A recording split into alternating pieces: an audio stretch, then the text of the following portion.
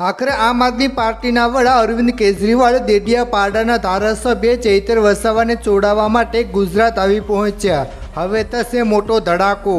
મિત્રો, ગુજરાતમાં અત્યારે આમ આદમી પાર્ટી સક્રિય થઈ ગઈ છે। વિસાવદરની જીત બાદ આમ આદમી પાર્ટીમાં એક નવી ઉર્જાનો સંચાર થયો છે, જેના કારણે હવે વર્ષ 2027ની ચૂંટણી માટે લડત આપવા માટે સક્રિય થઈ ગયા છે।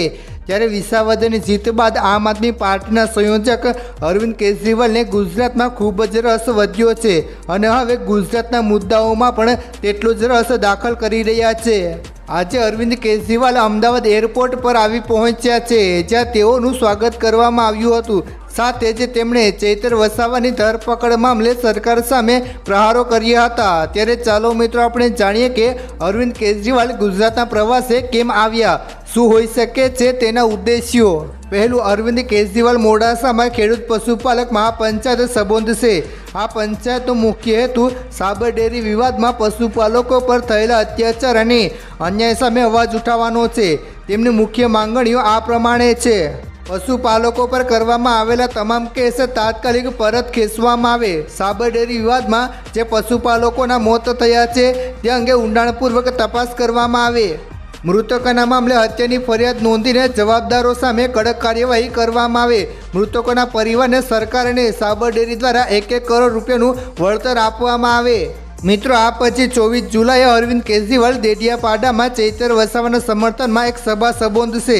આમ આદમી પાર્ટીનો આરોપ છે કે ભાજપ સરકારે ધારાસભ્ય ચૈતર વસાવાને ખોટા કેસમાં ફસાવીને જેલમાં મોકલ્યા છે, કારણ કે તેઓ ભાજપની પોલ ખોલી રહ્યા હતા। આ સભા દ્વારા કેજરીવાલ ચૈતર વસાવાને જેલમાંથી છોડાવવા માટે દબાણ લાવવાનો પ્રયાસ કરશે અને આદિવાસી સમાજના નેતાઓને દબાવવાના ભાજપના કથિત પ્રયાસોનો વિરોધ કરશે। જો કે ભાજપના નેતાઓએ જણાવ્યું છે કે દેડિયાપાડામાં સંમેલન કરવાથી ચૈતર વસાવા છૂટી જશે નહીં, કારણ કે આ કેસ કોર્ટમાં ચાલી રહ્યો છે અને નિર્ણય કોર્ટ જ કરી શકશે।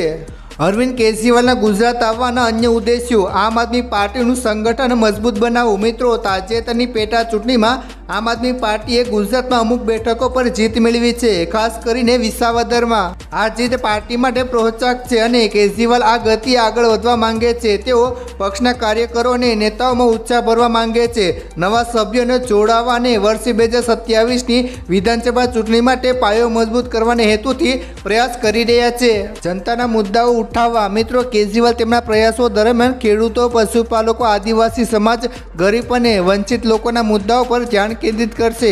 તેઓ મનરેગા અને અન્ય સરકારી યોજનામાં સંબંધિત મુદ્દાઓ પણ ઉઠાવી શકે છે। આનાથી તેઓ સામાન્ય જનતા સાથે સીધો સંપર્ક સાધી શકશે અને તેમની સમસ્યાઓને રાષ્ટ્રીય ફલક પર લાવવાનો પ્રયાસ કરશે।